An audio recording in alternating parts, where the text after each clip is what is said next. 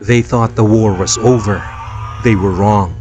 In the forgotten jungles of Negros, the last fires of resistance still burned, led by men who would rather die than kneel.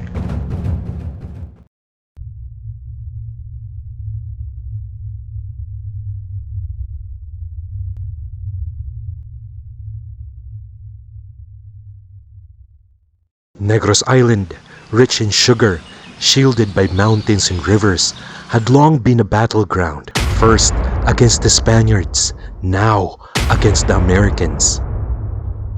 In 1901, after the First Philippine Republic's fall, many in the Visayas surrendered, hoping for peace, but not all.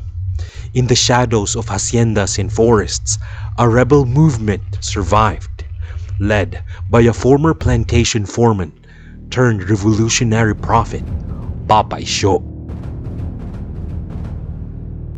The Pulahanes had been fighting the Spaniards since 1887. They were farmers, fishermen, outlaws, and revolutionaries. They wrapped themselves in blood-red robes, symbols of sacrifice and martyrdom. Many carried anting-anting, magical amulets to deflect bullets and grant divine protection. To the Americans, they were superstitious fanatics, but to their own people, they were freedom fighters, touched by heaven. Papa Isio knew he could not match American firepower head-on. Instead, he waged a different kind of war, a war of the jungle, of ambushes, of terror. His Pulahan warriors used the land itself as a weapon, moving unseen through sugarcane fields, setting deadly traps in the trails.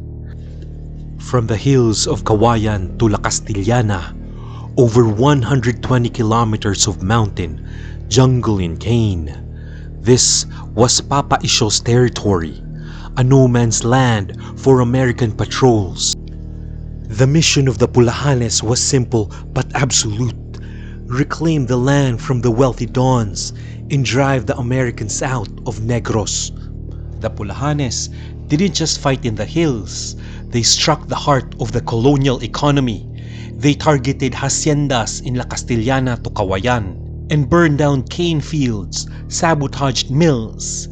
Spanish mestizos, American landowners, even Chinese merchants felt the fury of the Pulahanes. But this came at a cost. They lost support of the people, who also benefited from the sugarcane plantations.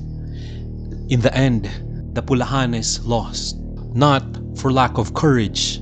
They fought with bolos against rifles, but they were outgunned, outnumbered, alone. The Americans fought with bullets and with bribes. No last stand, no great battle, just fatigue and growing US influence.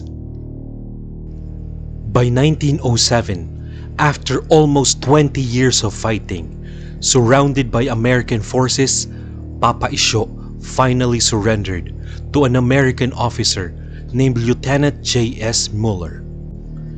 The Americans sentenced him to death. Then they changed it to life in a cage, not out of mercy, but to make him disappear slowly. In 1911, Papa Isio died behind the walls of Old Bilibid Prison in Manila, far from the mountains he once ruled. But he never bowed, he never broke, and he never gave his allegiance to the Americans to his last breath. With Papa Isio behind bars, the Pulahanes were leaderless. The fighting stopped, the trails went silent, but the movement didn't die. It sank into the soil, into the stories whispered at dusk, into the bloodlines of men who still remember. The Pulahanes are still here, quiet, unseen but watching. And if the land is ever taken again, if the boots of new invaders ever march across these fields, the Pulahanes will rise again.